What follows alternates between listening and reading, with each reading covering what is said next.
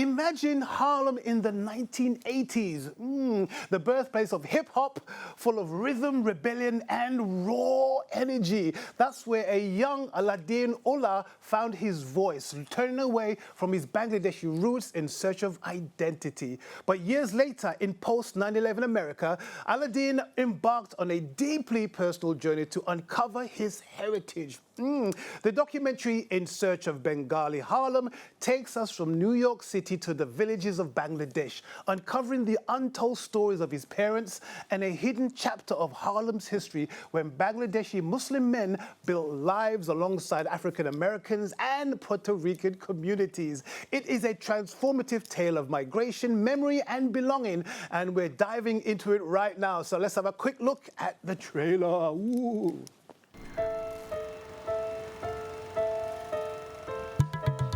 They landed in New York, and he decided to get off to look around. He claimed he got lost, and the ship left. There was a lady, he stayed in a rooming house, and there were other Indians there. He opened a restaurant in 1958, and shortly after that, we got married. She knew the system. She was American. She knew how to help these people. My dad was president of the Pakistan League of America. They started doing this annual boat ride. That was the most thrilling time. Everyone around this table is related to someone who was in that 1952 photograph. They all built that world together. There's so many stories. We've been omitted from history.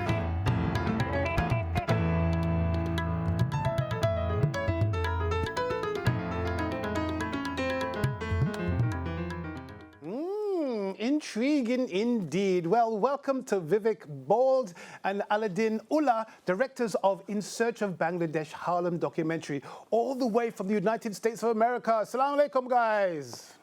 Walaikum salam. Hello. How are you guys? Good? Good. Alhamdulillah. Listen, yes, first we're question. Celebrating. I was going to say we're celebrating in New York because we just got our first Muslim mayor. Yes, woohoo! That is, I think everybody's happy to hear that. Everybody's elated to hear that amazing news. I know I certainly am. So congratulations, guys. Well done. Also, well played, mashallah. Vivek, first question is for you, my man. Why did you make this movie? Why did you make this documentary? And what do you want the film to get across to the viewers that see it? Right. Well, so many years ago in the 90s, late 90s, Aladdin and I met, and he wanted to tell the story of his father. And when he started telling me a bit about his father's story, it just really, really struck me because it was so different from anything else I had heard, because his father, Habib, had come to the United States in the 1920s, had moved to Harlem, married a Puerto Rican woman, and all of that was different from other stories that we'd heard of the South Asian diaspora in the U.S. But what really stood out was the fact that that was a period in which the United States had passed very, very strict anti-Asian immigration laws. And so Aladdin's father's story unfolded in exactly the years where South Asian and other Asian migration was prohibited. And so as we started working together on the film, and as I delved into the archives to try to find out if there were more people like Aladdin's father, the project just got bigger and bigger and bigger, and it turned out that there was an entire hidden history of men from what's now Bangladesh who settled in New York City and married within the local communities. And that was a story that we both felt just needed to be told in the present day. I can imagine you probably uncovered a treasure trove of information that was hitherto unknown. So I can imagine that must have been a wonderful revelation. What is relevant about this particular documentary right now, and how does it actually tie in relevance to those of us living in the UK at the moment? Well, I said that when, Vivek did all this extensive research, we found the names of the men who who left what was then India, later Bangladesh. And those men on those ships, they went from India, Bangladesh to Europe, and men who were on those same boats from 1880s to 1950s, some landed and migrated to England, and some migrated and landed to New York. And I always have this image that these two brothers were a community of people, men, who left India and landed in England, and then started generations in England, and then landed in New York, generations subsequently in New York. We may have different accents, we may have different dialects, but we're brothers in the same struggle of dealing in worlds that didn't necessarily welcome us. But despite those obstacles and resilience, these men, who by the way were Muslim, they were laborers, and they took the dream of a decision of a teenager in the village, and then took those dreams and were dishwashers and became entrepreneurs. And we're the living existence and embodiment of the decisions of those men who came to England and America and came with nothing and made something. And we are sort of the generation that should honor them, because I don't read about them, I don't know about them. And Vivek and I went on this journey, and we found all these discoveries of these men that history has sort of forgotten. And I feel like we're on a mission. There's a book, our documentary, I've done a play, Dishwasher Dreams, about it. So we're trying to tell the whole world that we've been here. Muslims have been in the West for a long time, and they've erased our history. They've erased our history, but we've been doing namaz for hundreds of years in the West. And we have this flavor that's unique. And I think the story needs to be told, because A, we have to honor these men that came before us, and B, I think with all of the Islamophobia that's going around, as a comedian, I'm laughing like, yo, we've been here. So it's not like this is a mystery. We've been here.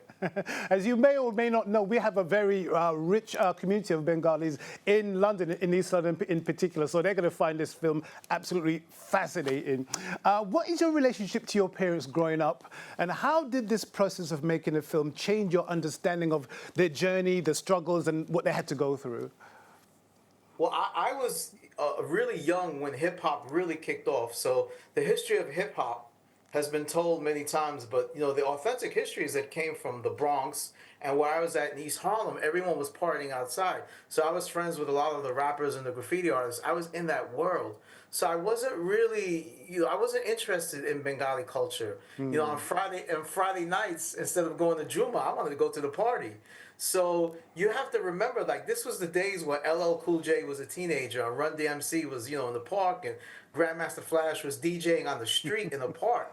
So I was electrified by that. So I really didn't want to hear about that. My parents and my father, my uncles would say, do you know why Bangladesh is named? It is named for the language of Bangla, and you don't even speak Bangla. And I'd have a basketball in my hand going, listen, I'm going to play basketball and go to a party later. Are you done? So I didn't want to be involved in Bengali culture. But, I was telling Vivek, I know that at the time when we started, there were no books or anything, but I heard all these stories of these men who left Noakhali, Sylhet, and they had dreams of like coming to America, and they were dishwashers. And my father always told the story that there was a West Indian that he worked with that couldn't speak English, and when he told the kitchen staff, I wanted to be an actor, they laughed. And my father said years later, he got invited to a play and saw this play called Raisin in the Sun.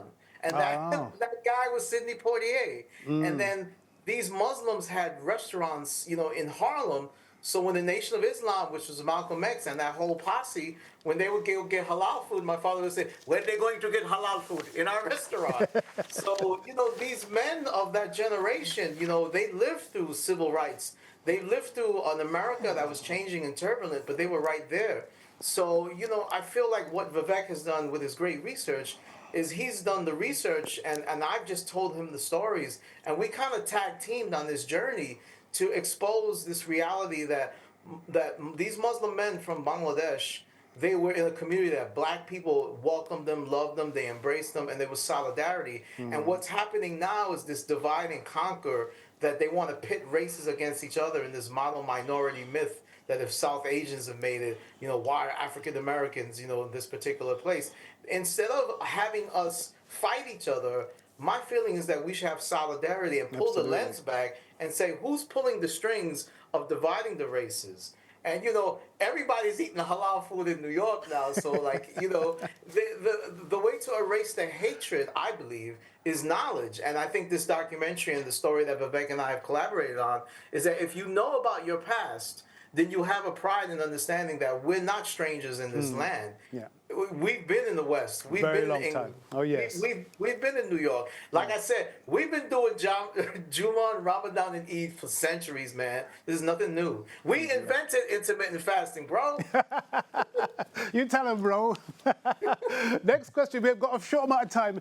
Next question is for Vivek. Vivek, of course, you have to do a lot of research, historical research, to kind of get your facts right. But what kind of bits of information did you uncover while you were, digging into history to make this documentary? Yeah, so, it started with, Alauddin had told me about his father marrying a Puerto Rican woman from Spanish Harlem, and that he had a number of other uncles who also married African-American and Puerto Rican women.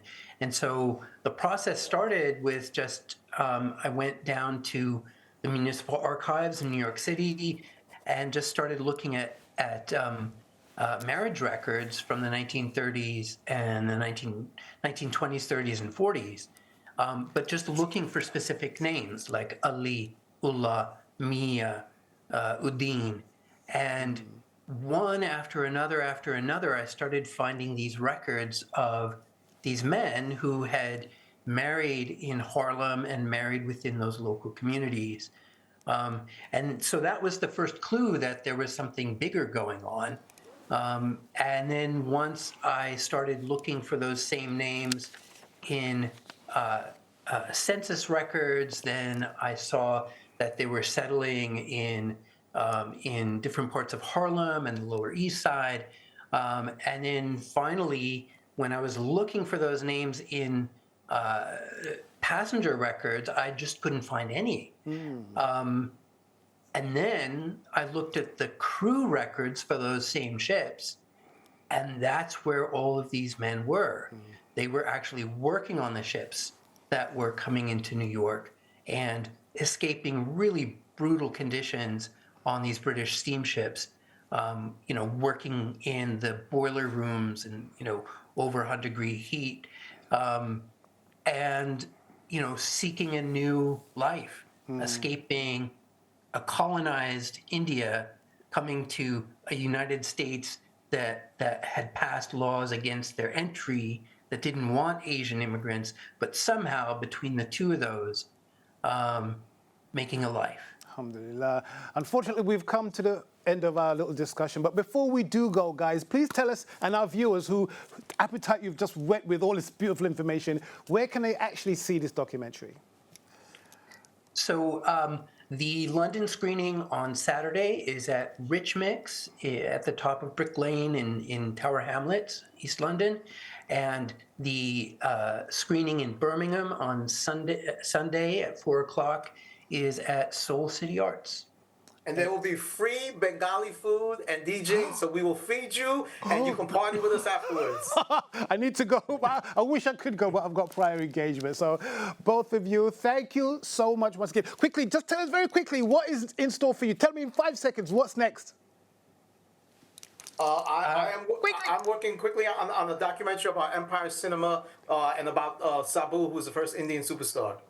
And I'm writing a book about the first curry chef to come to the United States in 1899. Excellent. Thank you, gentlemen, for your time, and thank you so much for creating this amazing documentary. Take care. Assalamu alaikum. Wow, interesting indeed. So you saw where you can see it's going to be in London and in Birmingham as well, guys. So if you have any interest in that at all, make sure you go and check it out. Right, it's time for a quick break. We'll see you in a very short while.